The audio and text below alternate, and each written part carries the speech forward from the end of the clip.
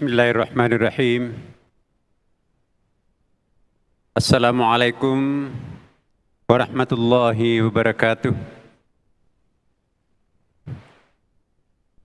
Alhamdulillah. Alhamdulillah. Tsumma alhamdulillah.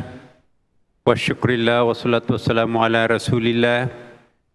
Sayyidina wa habibina wa syafi'ina wa maulana Muhammadin sallallahu alaihi wasallam. Amma ba'd. Hadirin hadirat jamaah Masjid Istiqlal yang dicintai dan selalu dirindukan oleh Allah Subhanahu wa taala. Kita patut sujud syukur hadirnya kita pada malam bulan suci Ramadan ini. 2 bulan lamanya kita selalu berdoa, Allahumma ballighna Ramadan. Doa kita makbul. Akhirnya malam ini kita dipertemukan Allah dengan bulan kesayangan kita, bulan suci Ramadan. Ramadan artinya menghanguskan, membakar. Disebut Ramadan karena membakar hangus seluruh dosa-dosa yang pernah kita lakukan di luar bulan suci Ramadan. Inilah yang membuat umat terdahulu ingin sekali menjadi umatnya Nabi Muhammad, tapi tidak bisa lagi. Ada kehidupan sesudah kematian sebelum waktunya. Bapak Ibu sekalian, puasa, ya, as-siyam biasa juga berarti al-imsak. Al-imsak itu artinya menjinakkan, membatasi, membuat jarak. Imsak, masak. Puasa itu di dalam kitab-kitab kuning Bapak Ibu, dan juga tentu dasarnya Al-Quran dan hadis, itu ada tingkatan. Puasa syariah, saya menganggap ini lebih tepat disebut puasa fikih. Puasa ialah menahan diri untuk tidak makan, tidak minum, dan tidak berhubungan suami istri. Apalagi yang bukan suami istri. Ya. Jadi ayatnya banyak dan juga hadisnya banyak. Saya tidak jelaskan waktu singkat ini. Inilah yang disebut puasa. Puasanya orang awam. Sekedar menahan diri, tidak makan, tidak minum, tidak merokok, ya, dan tidak melakukan hubungan suami istri. Ini sering kita pelajari di tingkat sekolah formal kita. Ada lagi puasa yang disebut dengan puasa tariqah. Ini puasanya orang yang sedang salik. Salik itu sedang berjalan, melakukan spiritual journey, perjalanan spiritual untuk menghampiri atau mendekati, bahkan untuk menyatu dengan Tuhannya.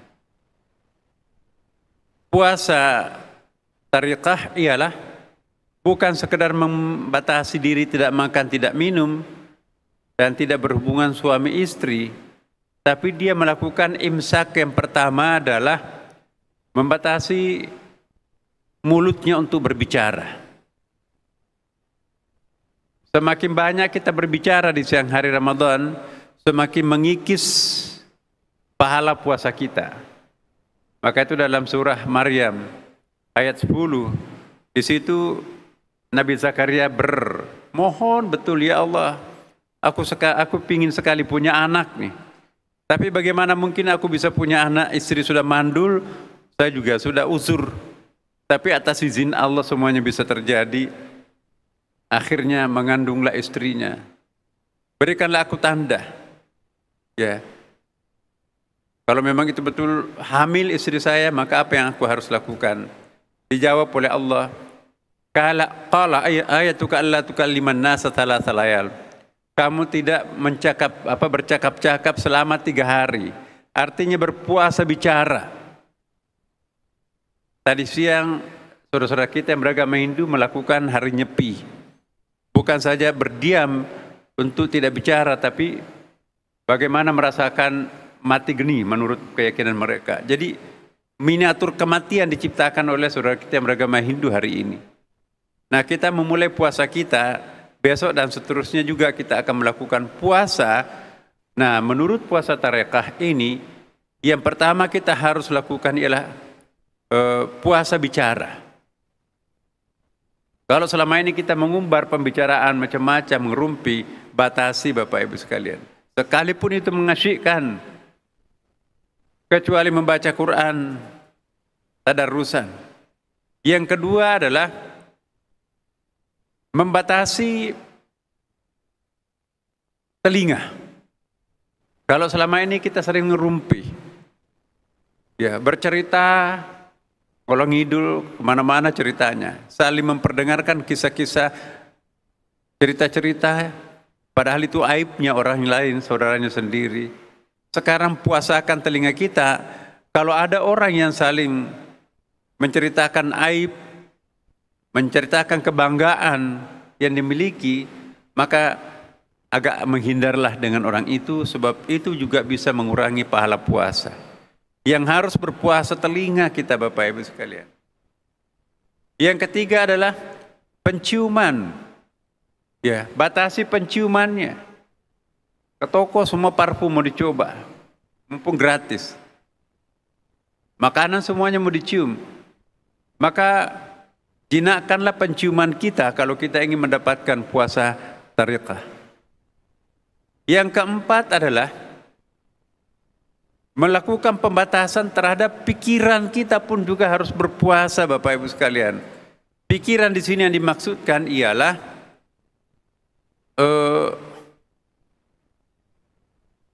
jangan memikirkan hal-hal yang kotor. Pikiran kotor jangan kita tampung di siang hari Ramadan. Sebab itu juga bisa menggoda kita dan bisa membuat kita lupa atau menjadi hijab, dinding yang memisahkan kita dengan Allah Subhanahu wa Ta'ala. Kalau mulai cenderung dalam pikiran kita itu ada yang ingin kita pikirkan, tapi sesuatu yang mustahil, itu namanya angan-angan. Jangan berangan-angan di siang hari Bapak Ibu sekalian, sebab itu bisa meracuni pikiran kita dan itu bisa mengurangi pahala puasa kita. Yang kelima, melakukan imsak hati kita. Jangan menampung dendam. Jangan menampung ya balas dendam, syirik, apa yang dilakukan orang lain. Ya buruk sangka terhadap orang lain. Ya. Itu enggak boleh. Ya. Dan Bapak Ibu sekalian, ini banyak di antara kita. Jadi semua itu bisa dipahami dari kata-kata. Jangan sampai nanti kita mengungkapkan sesuatu yang sifatnya angan-angan. Kita bukan malaikat. Kita sendiri yang mau benar, orang lain semuanya salah. Nah, itu akan membatalkan pahala puasa Bapak Ibu. Kemudian ada lagi puasa yang disebut dengan puasa hakikat. Tetapi satu lagi, yang ketujuh tadi, puasa tarikah itu, jauhkan diri daripada syirik. Apa yang dimaksud syirik menurut ahli hakikat? Semua perbuatan ibadah yang dilakukan dengan ada sedikit unsur ria. Apa itu ria? Bangga pada saat dipuji, suka mempertontonkan prestasinya kepada orang lain, itu juga dianggap mengurangi atau membocorkan pahala puasa. Nah, bagi orang yang mencari Tuhan, as-salikin, ria itu adalah sesuatu yang sangat diperhatikan. Bagi kita orang awam, kadang-kadang kita gak sadar tuh. Tanda-tanda kalau kita memiliki perasaan syirik dalam ilmu hakikat tarekat ini, Bapak Ibu sekalian, pada saat kita dipuji orang, kita bangga. Orang yang bangga pada saat dipuji oleh orang lain, itu pertanda masih ada penyakit batin. Secara spiritual itu sebetulnya tidak sehat. Tapi kalau kita sudah mulai menghindari pujian, kalau ada orang yang memuji prestasi kita, ya Allah ampuni aku, dia salah alamat memuji. Mestinya yang dipuji itu hanya Allah Subhanahu wa Ta'ala. Alhamdulillahi Rabbil Alamin, segala macam pujian itu hanya untuk Allah.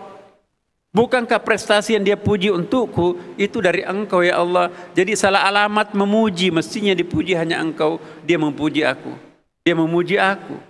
Jadi kalau Bapak Ibu dipuji lantas merasa senang, maka itu masih musyrik menurut ulama ahli tarekat. Jadi jangan sengaja mempertontonkan diri untuk mendapatkan pujian. Itu syirik bagi orang ahli hakikat. Dan ada lagi yang ketiga, puasanya ahlul hakikah. Ini lebih dalam lagi Bapak Ibu sekalian. Tentu tidak makan minum, berhubungan suami istri dan merokok dan lain-lain. Tentu memang sudah melakukan apa yang dilarang, tidak melakukan apa yang dilarang oleh ulama ahli hakikat. Tapi tambahannya, racun bagi ibadah itu adalah kemusyrikan. Bagi ahli hakikat ini, musyrik itu bukan hanya riya. Ini berat untuk kita ini Bapak Ibu. Tapi tidak apa-apa, kami perdengarkan bahwa jangan sampai nanti kita merasa puas. Kita sudah berpuasa secara syariat atau secara fikih, aku yang paling baik. No, masih ada puasanya ahlul hakikat. Kalau ada di antara kita puasanya ahlul hakikat, jangan juga menepuk dada, alhamdulillah saya puasa khawas atau ahlul hakikat, ahlul tariqah. Masih ada puasanya ahlul hakikat. Apa puasanya ahlul hakikat? Ya. Racun ibadah itu adalah kemusyrikan Bapak Ibu sekalian. Sedangkan riya itu adalah musyrik. Nah, bagi orang ahlul hakikat, menyaksikan sesuatu selain Allah itu adalah musyrik baginya. La mawjud illallah, tidak ada yang mewujud selain hanya Allah Subhanahu wa taala. Jadi kalau kita kagum terhadap seseorang, kagum terhadap satu produk, kagum terhadap suatu pemandangan, lantas kita tidak mengingat Allah bahwa siapa sebetulnya yang tampil dalam bentuk ini semuanya, tidak ada yang tampil selain Allah, la mawjud illallah, maka itu dianggap musyrik oleh mereka. Saya ingatkan kepada yang terakhir ini Bapak Ibu sekalian, karena kita seringkali membocorkan pahala ibadah kita, bukan hanya puasa, tapi juga salat dan ibadah-ibadah lain, meracuni ibadah kita dengan syirik. Man kana yarju liqa rabbi falyamal amalan salihan wala yusyrik bi ibadatihi rabbi hada. Jadi ini akhir surah Al-Kahfi. Man kana yarju liqa rabbih, barang siapa yang ingin berjumpa, barang siapa yang ingin menyatu dengan Tuhannya. Ya, ini surah Al-Kahfi. Surah Al-Kahfi itu surah spiritual Bapak Ibu. Jangan pakai akal untuk mencerna surah Al-Kahfi. Ayat-ayat yang ditampilkan dalam surah Al-Kahfi membutuhkan kecerdasan spiritual. Ayat yang ditampilkan oleh surah Al-Isra membutuhkan kecerdasan emosional. Dan ayat yang ditampilkan dalam surah An-Nahl sebelumnya adalah membutuhkan kecerdasan intelektual. Maka itu surah 3 serangkai, surah An-Nahl kecerdasan intelektual, pakai otak di dalam memahami ayat itu, dan surah Al-Isra pakai emosi pada saat membaca ayat itu, dan surah Al-Kahfi pakai kecerdasan spiritual jika ingin memahami ayat itu. Surah Al-Kahfi menceritakan tentang Khidir, enggak masuk akal tapi wajib dipercaya. Menceritakan ada orang 309 tahun tidur, susah dicerna oleh akal. Tapi ada dalam Quran. Ditutup ayatnya, "Faman kana yarju liqa rabbih falyamal amalan salihan wa la yusyrik bi ibadati rabbih hada." Barang siapa yang ingin menjumpai Tuhannya, falyamal amalan salihah, maka hendaklah ia melakukan amal saleh. Nah, amal saleh itu. Jadi amal itu konotasinya positif. Kalau fa'ala itu konotasinya dalam Al-Quran negatif. Alam tara kaifa fa'ala rabbuk. Jadi kalau amal saleh itu apa namanya itu? Ta'kidnya itu. Takyidnya. Kalau amal itu pasti baik. Tapi amal saleh itu muqayyadnya, stressing pointnya di situ itu. Jadi amal itu betul-betul harus saleh. Faman kana yarju liqa rabbih falyamal amalan saleh. Wala yusyrik bi'ibadati rabbih, janganlah mensyirikatkan, menyekutukan Tuhan dengan sesuatu apapun. Ulama-ulama tafsir mengartikan apa? Wala yusyrik bi'ibadati rabbih, jangan sampai melakukan ibadah dengan ria, penuh rasa bangga, sebab itu merusak pahala ibadah puasa. Terakhir Bapak Ibu sekalian, mumpun di hari pertama di bulan suci Ramadan ini, saya mengingatkan, menurut Imam Syafi'i, puasa yang benar ialah yang dilakukan secara benar. Salah satu syarat ibadah puasa itu adalah niat. Dan niat untuk berpuasa itu dilakukan di malam harinya, bukan pada sahurnya Bapak Ibu. Maka itu nanti sebentar setelah tarwih, nanti ada ingatan dari mubalik kita. Nanti kita berniat berpuasa besok. Bismillahirrahmanirrahim. Nawaitu shawma ghadin an adai fardhi sahri Ramadan hadis sana lillahi ta'ala. Saya berniat untuk berpuasa besok. Singkat aja, saya berniat untuk berpuasa Ramadan besok, puasa wajib karena Allah. Udah masuk niat itu. Setiap malam kita harus berniat. Itu menurut mazhab Syafi'i. Tapi menurut mazhab Abu Hanifah, cukup satu kali kita berniat untuk 1 bulan penuh. Makanya itu saya menganjurkan jamaah Masjid Istiqlal atau dimanapun juga bisa didengarkan. Ini pendapat Abu Hanifah. Mau mendengarkan atau tidak, mau mengikuti atau tidak, terserah Bapak Ibu sekalian. Istiqlal ini menganut mazhab, tidak memaksa orang bermazhab tertentu di sini.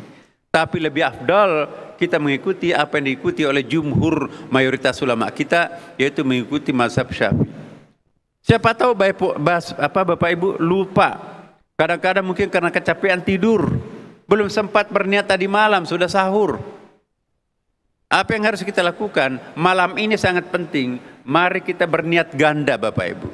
Pakailah niatnya Imam Abu Hanifah. Bismillahirrahmanirrahim. Nawaitu shawma Ramadhana fi hadis sana lillahi ta'ala. Pendek aja. Saya berniat untuk berpuasa Ramadan penuh selama 1 bulan tahun ini karena Allah. Jadi kalau besok kita lupa untuk berniat, menurut mazhab Syafi'i, ditempel, di backup atau ditutupi oleh niat yang pertama kita lakukan di awal Ramadan ini. Karena puasa tanpa niat yang benar itu sama dengan diet. Salat tanpa niat sama dengan olahraga. Maka itu kita tidak ingin berolahraga, kita tidak ingin berpuasa. Diet. Mari kita beribadah puasa. Puasa tanpa niat yang benar itu diet. Maka itu Bapak Ibu sekalian, jangan pernah memandang enteng niat. Mari kita berniat Bapak Ibu sekalian, malam Ramadan ini sekarang sudah bisa kita berniat. Ya, niatnya Imam Abu Hanifah, Bismillahirrahmanirrahim, nawaitu shawma Ramadhana fi hadhihi sanah syahran lillahi ta'ala. Saya berniat untuk berpuasa sebulan penuh, ya, puasa Ramadan sebulan penuh tahun ini karena Allah. Sudah kita berniat. Besok lusa kita lupa, Allah dan malaikatnya sudah mencatat, ini hamba-Mu ya Allah sudah berniat. Tapi kalau ingin lebih afdal, mengikuti mazhab Syafi'i, setiap malam kita berniat dan nanti akan dilantunkan oleh mubalaghah kita. Inilah Bapak Ibu sekalian, saya menghimbau, mari jamaah Istiqlal, insya Allah Istiqlal ini kita akan tampilkan sesuatu yang terbaik untuk Bapak Ibu sekalian. Dan kita berterima kasih kepada pemerintah dan juga bersyukur kepada Allah Subhanahu wa taala. 2 tahun terakhir ini Bapak Ibu sekalian kita mendapatkan penghargaan internasional. Tahun lalu kita mendapatkan AIDS, rumah ibadah yang paling hijau, paling efektif, paling efisien ialah Istiqlal, mengalahkan seluruh masjid, seluruh gereja, seluruh sinagog, seluruh rumah ibadah yang lain. Rumah ibadah terbersih adalah Istiqlal, terindah, tercantik, terefektif. Penghargaan dari Bank Dunia, World Bank dari Washington. Kata representatifnya di sana, Bapak, kenapa tidak diarak di Afrika, di Amerika Latin? Penghargaan AIDS itu diarak keliling kota. Kok Istiqlal diam-diam aja? Kita nggak tahu apa itu AIDS. Baru kami tahu. Minggu lalu, Bapak Ibu sekalian, kami diundang ke United Nations, PBB di New York. PBB pun memberikan apresiasi bahwa Masjid Istiqlal ini mampu menjadi contoh untuk masjid-masjid yang lain. Ada terowongan toleransi menghubungkan dua rumah ibadah. ada interfaith journey, ada interfaith exercises, dan macam-macam program kita. Kemudian juga mendapatkan apresiasi dari State Department di Amerika. Ya, 3 hari kami rapat berturut-turut, dan insya Allah tanggal 17-18 Bapak Ibu kami diundang lagi ke Jeddah, karena Oki juga memberikan apresiasi penampilan Istiqlal selama ini. Karena itu Bapak Ibu sekalian, saya mohon mari kita memelihara Masjid Istiqlal ini. Masjid ini adalah masjid kita bersama, masjid kebanggaan kita. Mari memelihara keteraturan, ketertiban, terutama kebersihan, kebanggaan kita semuanya. Demikian Bapak Ibu sekalian, wallahul muwaffiq ila aqwamit thariq. Wassalamualaikum warahmatullahi wabarakatuh.